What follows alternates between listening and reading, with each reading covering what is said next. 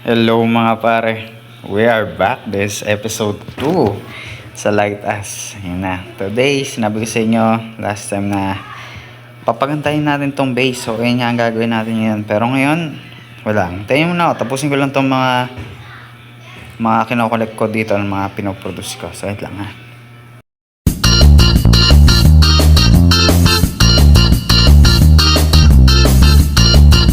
And we are done boys. Sa wakas, natapos ko rin yung pagluluto. Ang dami nilang kumain. Kita nyo kahapon, maraming laman yun sa 100 plus. Nasimot siya sila. So ayan, bagong kakalagay ko lang yan. Grabe, naubos nila. Tapos yung tae nila, oh. Grabe, ang dami ng tinae. Kunin natin syempre. Kailangan din natin yung mga tae na yan. Tae na yan ay pwede natin gawing fertilizer.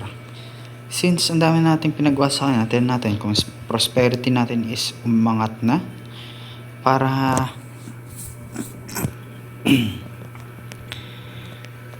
para maal natin paano ba sabihin to, para ma-level up ang ating base natin. Uy, sapat na, kailangan natin ng partners. Grabe oh. Tapos 5,000 isang level up ng bahay. 13, so 8 tayo. Partners natin, labas tayo ng iba pang partner. So summon, tell natin home upgrade natin. Level 7 na ating base mga pare. Farmhouse natin okay na. Tech point limit is 4. Good. So now, since malakas sila kumain, balik na ulit natin sila. Pinalabas lang namin kayo, pinatikim natin ang kalayaan. So, ayun na, na-upgrade natin yung base natin. Yan, upgraded. So, may bonus pa tayo. Solid. So, ngayon, kimulang pa tayo 5 para makabili tayo ng makapag-PT na naman tayo. Ewan ko lang kung may PT dito, pero side lang. Ayusin ko lang yung farm natin.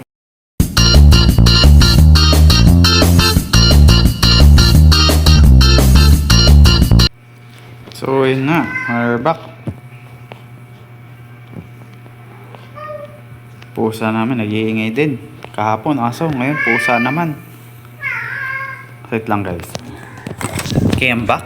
Wala na yung pusa. Pinalabas ko muna yung pusa namin. Nag-iingay. Yan, okay. So, dito tayo. Punta na tayo sa pag-create ng ating base. Yan na. Kunin ko lang yung mga kailangan natin. Kailangan natin itong blocks na to. Ito yung kinuha natin kahapon. Marami. Proud ako dito sa kinuha ko ito. Ang dami, oh. Gandahin natin itong base. Siyempre, hindi natin ihayaan na ganito lang itsura na ito. Yan, sige. Ayusin ko lang itong mga platform dito. And then, I'll be back dun sa mismong paggawa ng base mismo.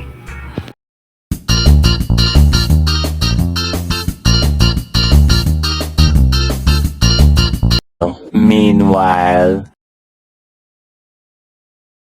Okay, I'm back boys. Grabe. Ang tagal bago ako magka connection ulit sa sa server. Grabe, ang tagal. Hindi ko alam kung nangyari sa server pero nga, natagalan ako bagong maka-connect ulit. Pero ngayon okay na. We're back in business na. Ewan ko kung nangyari sa server. Grabe, ang tagal bago ako naka-connect. Pero ngayon okay na. Siguro pagpatuloy na ulit natin to. And speedrun na ulit natin.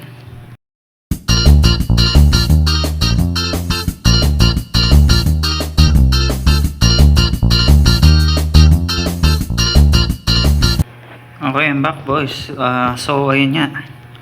Tinapos na muna natin itong buong gilid na to para hindi naman magmukhang katulad na ito. Ball na ganito. Pangit nang nangyari dito. Ako may gawa na ito eh. Syempre, pangit naman pabayaan ko na ganito. Kaya takpan ko lang to, saglit lang. At ayan, tapos. So alam ko kukulangin tayo ng mga blocks. Pero sa tingin ko yan, sa itong ginawa ko to, maganda na to muna. Gagawa tayo ng forest themed base. Gusto kong eco-friendly, environmental friendly yung ating base. Para magawa yun, kailangan natin maraming blocks.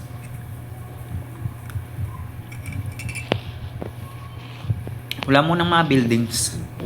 Siguro tapusin muna natin lahat tong lapag.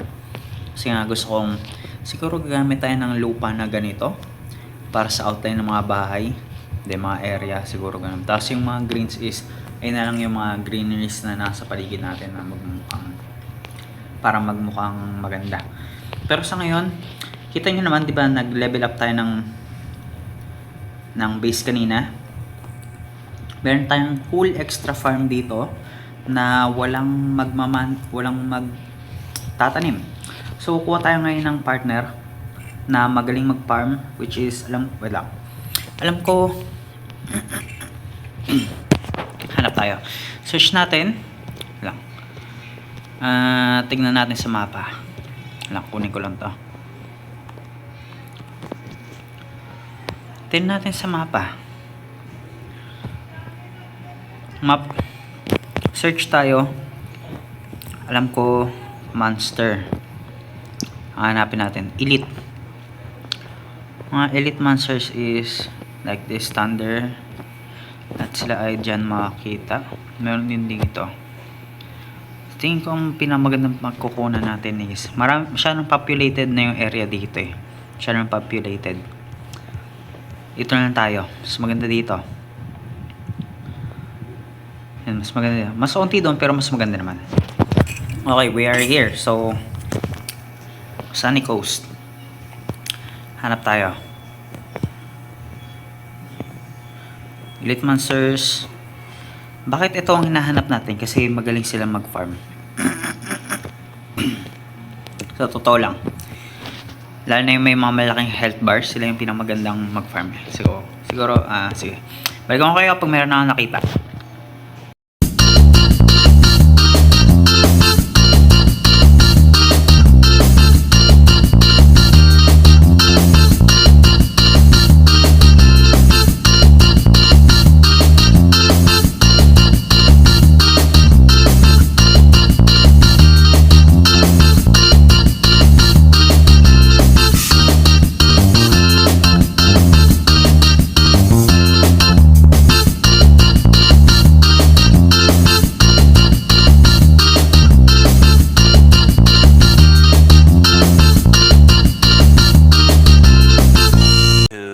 Thousand years later.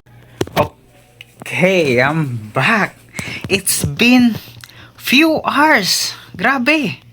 Wala akong makita na magandang farm except sa dito. Grabe, ang tagal ko naghanap. Hindi ako makita ng SRR Snake Beast na yung may shiny. Yung may star na pinapakitang ganyan sa top right ng profile ng mga partners ko. Wala akong nakita. Ilang oras ako naghanap. Wala. Pero, kasi, bukod sa shinies, yung nag-sparkling sila, may dagdag na tribute kasi sila ng level 5. Gathering ko kayong farming. So, wala akong nakita na SR. Pero, eto, at least sinwerte tayo. Meron tayong nakitang isang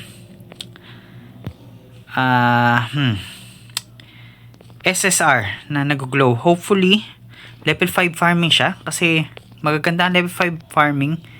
Malakas sila mag-produce sa pag-farm. So, mabilis sila. Hopefully, ito. Ganda siya. Equip na muna natin yung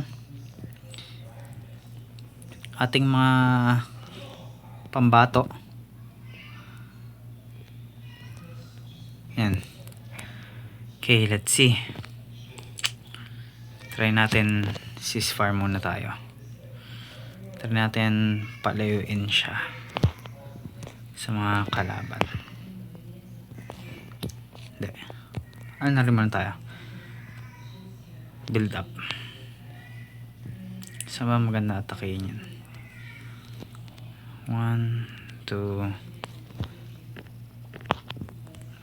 3, 4. Siguro yan 4, then takayin natin to. Mali. Merong humarang na maliit. Okay, Sakay natin siya.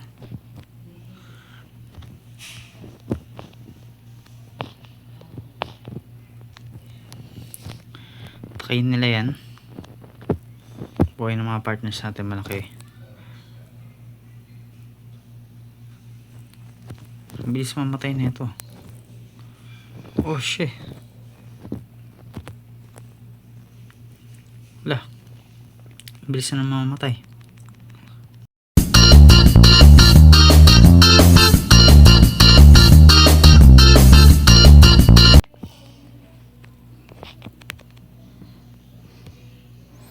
Grabe, ayun yung pahuli. Finally, nahuli rin natin. Ilang beses tayo munti ka mamatay. Kasi ayaw niya magpahuli. Sa wakas. Tingnan natin kung level 4 farming lang siya pero 14k health. Oh. Pwede na. 2,400 na attack na din sa 2,200. So, palakihin na natin yung mga defense na ito. Okay na yung mga defense na ito. Ito na lang is gagawin na lang nating farming sa wakas. Makaka-uwi na tayo. Kanina pa ako naghahanap ng SR na pwedeng pang farm. At least meron na ngayon kahit isa. Yeah, uwi na tayo sa wakas. We have another farmer in our party. Set this, I guess. Partners. Leave. And paunahin mo natin siya dito. Bound natin siya sa bed na to. Bound natin. Bound. Finally, we have another farmer.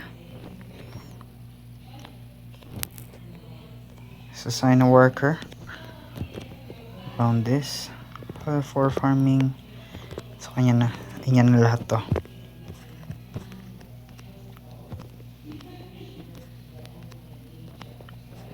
Yan siya mag-farm lahat niyan. So yeah. We have a new farmer. Tingnan natin kung ano nangyari na. Meron ba tayong... Sa tagal natin nawala, meron na tayo na harvest. Grabe, ang tagal natin nawala.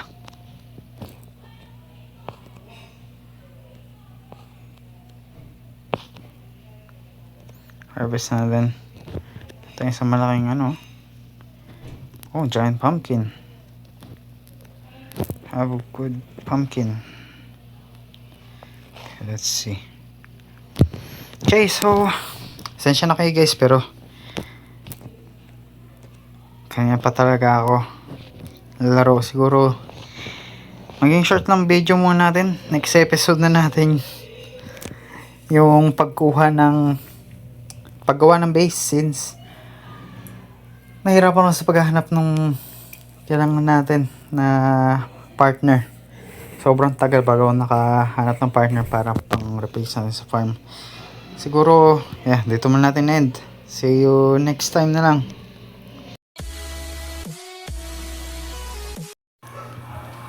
Siyempre, joke lang yun.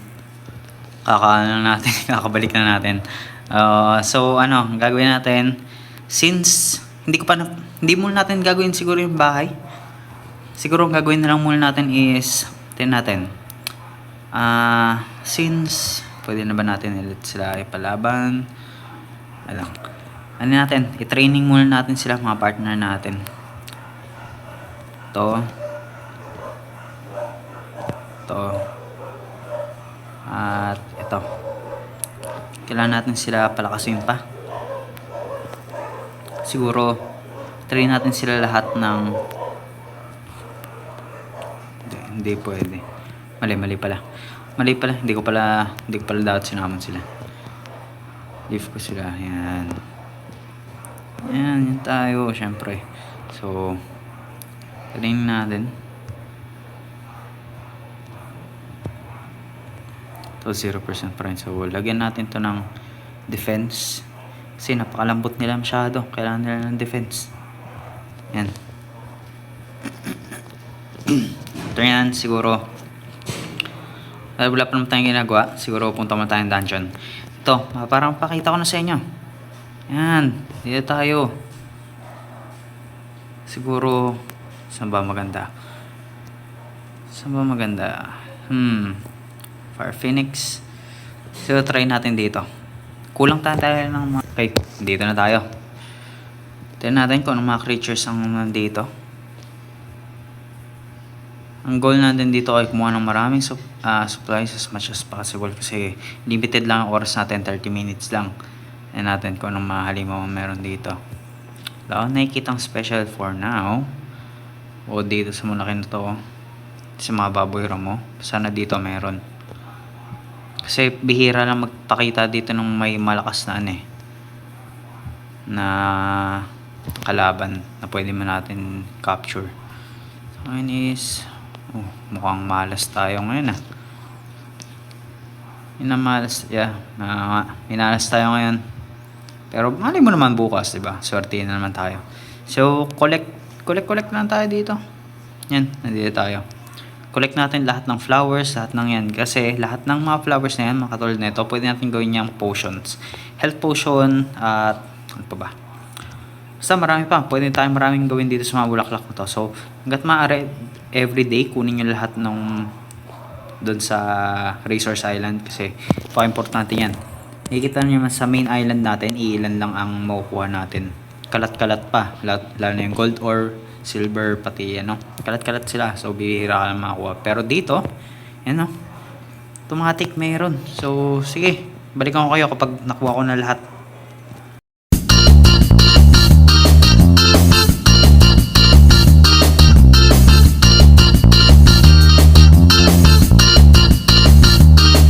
And this is the last one. Yeah, so nakuha natin lahat ng resources dito sa isla na to. Ang recommend ko is ganun ang gawin nyo. Kunin nyo muna lahat ng resources, then saka nyo na yung pagpatay ng mga kalaban dito. Kasi ang resources ay katulad ng minamine is matagal sila bago kuha kasi takes time. Kailangan hampasin ng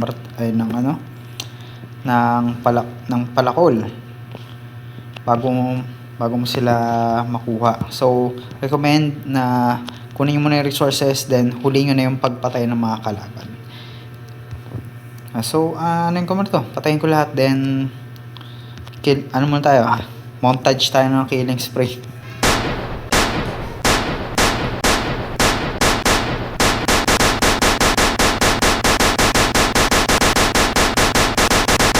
And that's it. Napatayin natin lahat. Walang natira sa kanila. Ubos, simot natin. Pwede na, meron pa tayong ilang oras pa. Siguro, pwede natin putulin. Ayun, meron pa palang isang natira dito. 99% kill germs, no? Meron pa natira dito. Kala ko, dalawa, isa lang pala. Ito, meron tayong hindi nakuha. At ito. At kala ko, nag-sponsor hindi naman pala. So, ayun na. Nakuha natin lahat. Patayin natin lahat sila. So, pwede tayong bumalik. May 2 minutes pa tayo. Pwede tayong bumalik na. Meron pa. Nagre-respawn pala sila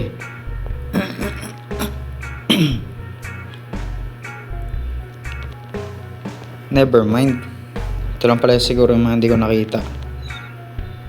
Ayan. Patayin natin lahat sila. Sayang. I-experience to Pwede tayong bumalik sa portal. Pwede na tayong pumasok sa portal para bumalik sa base. Pero siguro sulitin natin. Putol na rin tayo ng puno.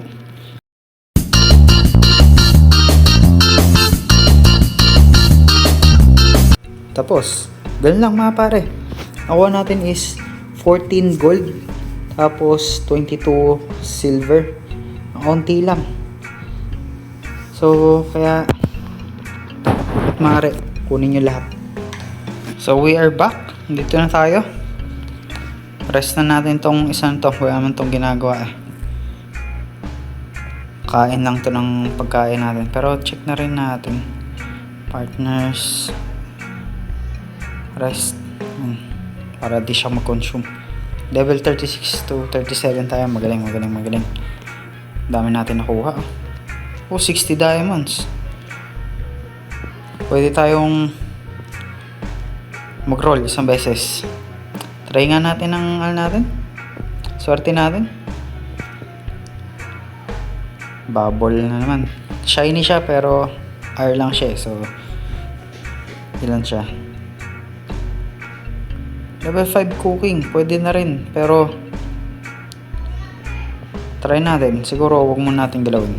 Level 13 magic, so try natin pagkain kung meron ba tayong papakain sa kanila. Buti marami pa, kala ko naubusan na tayo. We goods pa tayo. Mga bata sa labas, rinig ko. Pasensya na kayo sa sa background sounds. Yan, luto tayo. Hindi tayo, siguro tapusin ko na ito ang pagluluto na to. Fast forward ko na.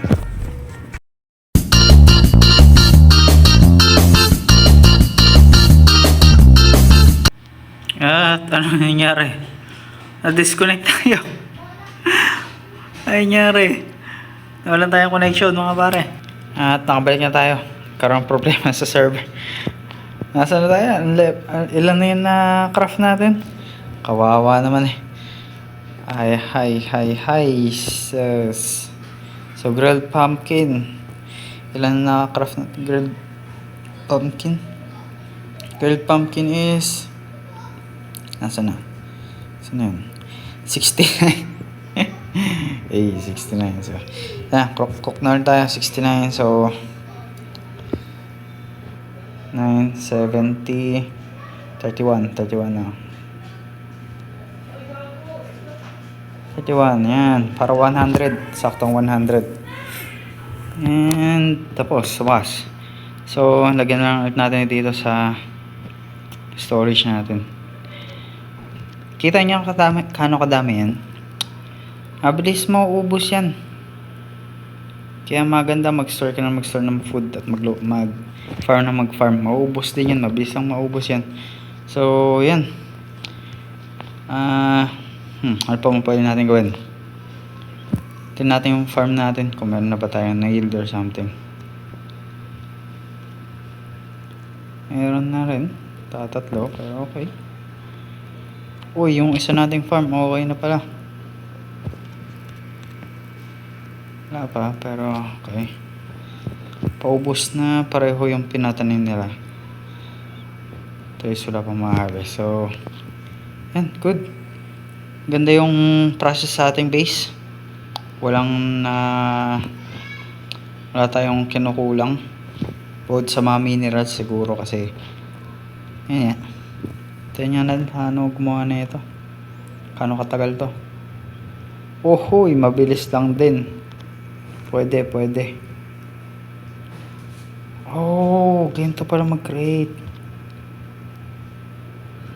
Hindi siya ganong matagal. Pwede na. Ang ma-unlock natin next level. Siguro, rush natin to bukas. Sa next video pala. Sa next episode. Ayan. Next episode, i-rush natin to. To level 6 cooking okay, good. Tapos level 40 mayroon na naman tayong bagong armor. Maganda. Okay, solid.